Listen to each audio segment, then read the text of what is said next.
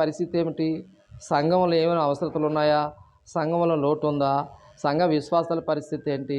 మనం ఎంత నీతిగా ఉన్నాము, యథార్థంగా ఉన్నాము, మనము సాదృశ్యంగా ఉండాలనేది అక్కడ ముఖ్య ఆలోచన. ఇక్కడ యెజబెలు సంఘ సభ్యురాలు అనమాట. అంటే ఒక వ్యక్తిని చూసి సాక్ష్యం చెప్పచ్చు.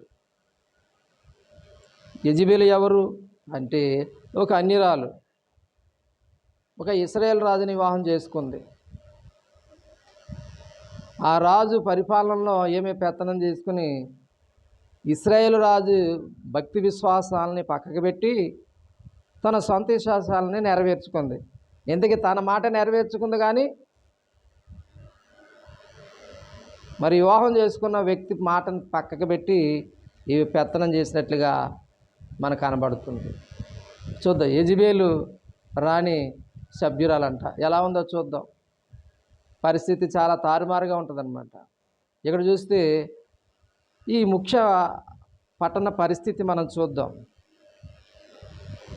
యాజ్ఞలు, ధూపవైద్యాలు క్రమముగా మరి మనం చూడొచ్చు. అది సాంప్రదాయ గల పట్టణంగా మనం చూడొచ్చు.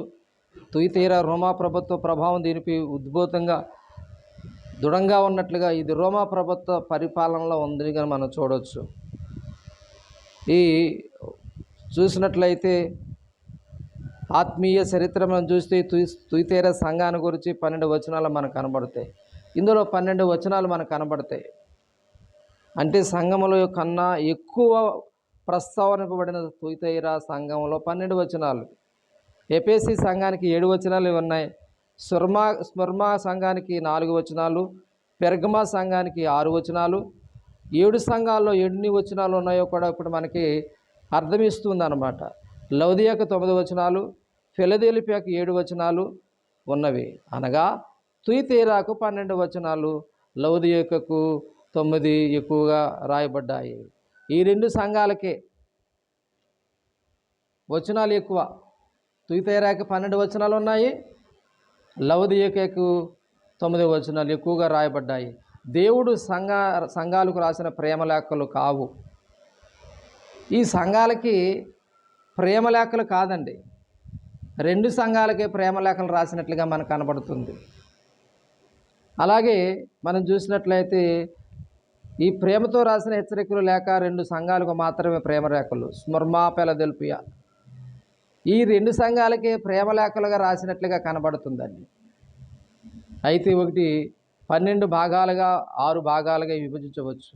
ఒకటి ఆజ్ఞ ఇచ్చాడు, రెండవది సంఘ సద్గుణాలు, మూడవది సంఘ బలహీనత, నాలుగవది హెచ్చరికలు, ఐదవది సరిచేసుకోవాల్సిన సబ్బోధాలు మనం చూడవచ్చు, ఆరవది జయించడానికి బహుమానముగా మనం చూడవచ్చు.